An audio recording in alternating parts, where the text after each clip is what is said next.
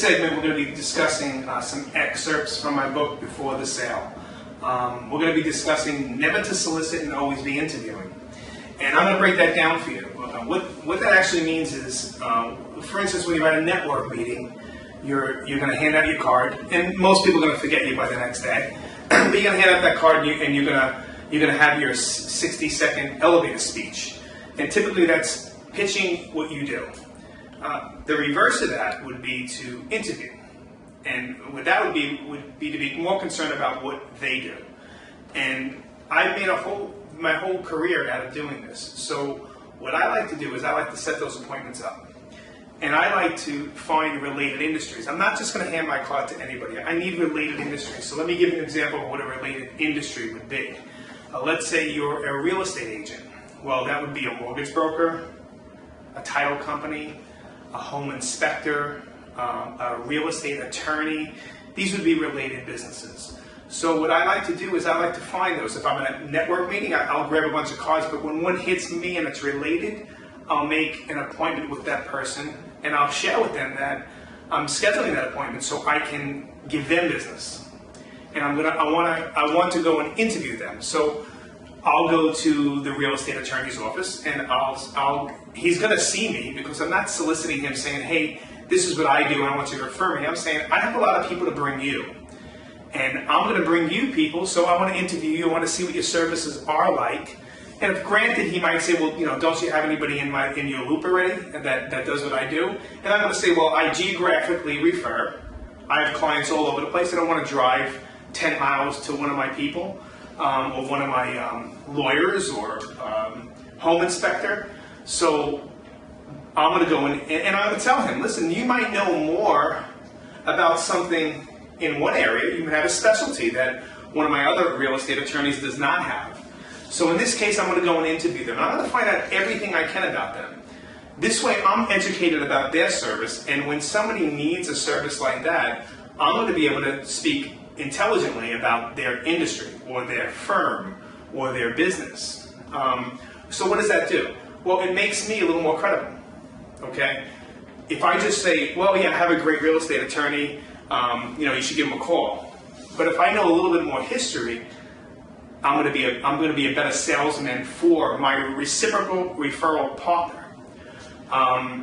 More importantly, when I refer somebody, now I don't go to all the interviews, but I go to a good amount of them. I'll go to 3 or 4 for each referral partner. When I refer a client, I'll actually go with them and sit in on the meeting. Now I'm going to see the way they speak to my client, how they sell my client, what services they're going to promise my client. This gives me a better understanding of how they act in a real situation. So how many people do that? Not a lot. I mean, I've been in many seminars. I have a lot of raise of hands. But you have to understand the difference between soliciting and interviewing. It's a very powerful twist on networking. So what I like to do is form a group of 10 specialists. So you're going to find many people in your industry that are related, but you want to work with a core group of 10. In that core group, those are going to be the ones you're going to refer all the time. Now, so let's say if I'm a real estate agent, I get my mortgage broker, I get my home inspector, my attorney, my title company. Let's say I get my top 10. Am I done interviewing? Absolutely not. Because I can be interviewing real estate attorneys for the rest of my life, especially geographically, but for the rest of my life. I might find one that I like better now that my top one that's in my top 10 is now not in my top 10 anymore. But the point is, by interviewing, I'm able to eventually share what I do to them, because they're going to ask. I'm interviewing them for my clients, so I can refer my client to them. But at the end of the day, they're going to ask me what I do. So if I'm out interviewing every single day, I'm meeting a lot of people. I can probably interview 100 real estate attorneys this year and get me in front of them to share what I do. So now you have to have a certain confidence level on what you do, because you're going to be in front of a bunch of professionals. In our last segment, we spoke about being a professional, being the best you can be, and having all the tools, being able to go over all your objections, because you're going to be in front of people that are a related business. They're going to have questions for you, and you better be able to handle those objections. So, like I said in the previous segment, go over every single possible objection you can possibly get and have an answer to every single one you could possibly get. So let's talk about that top 10. Now you've went out, you did your due diligence, you've met with everybody that you can possibly, that relates to your business, and you formulated your top 10. Well, they're your top 10, but you're a part of their group now because you're going to educate them to work for you. That's the core top 10. Think of it like a network group that you belong to. But only this network group is all related industries, like I believe every network group should be. Instead of worrying about how much money the network group is going to make to have a network group, you need to have related businesses.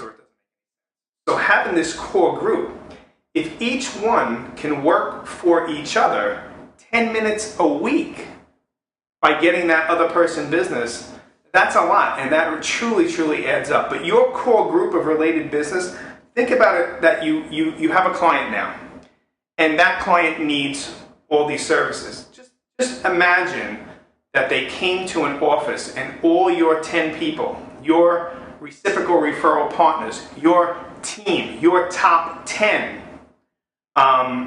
they're going to be able to answer some questions and assist that client better than they would ever have been assisted in an individual setting or in a setting that you just say, hey, I know somebody. And these are your core group. You know for certain, because you've interviewed them, that they're your best.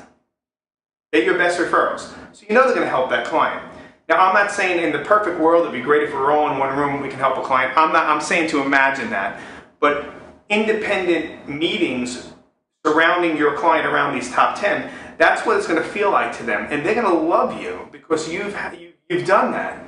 And again, to go a step above, if you're getting paid a good amount of money for what you do, and you can afford that time, knowing maybe that client has a good referral for you in the future, or referrals to accompany them, like we talked about before, to some of these meetings would be just amazing. And it would be unusual. And you know, when you're building that top 10, and I'm going to the real estate attorney's office and bringing my client, you know, what is he thinking about me?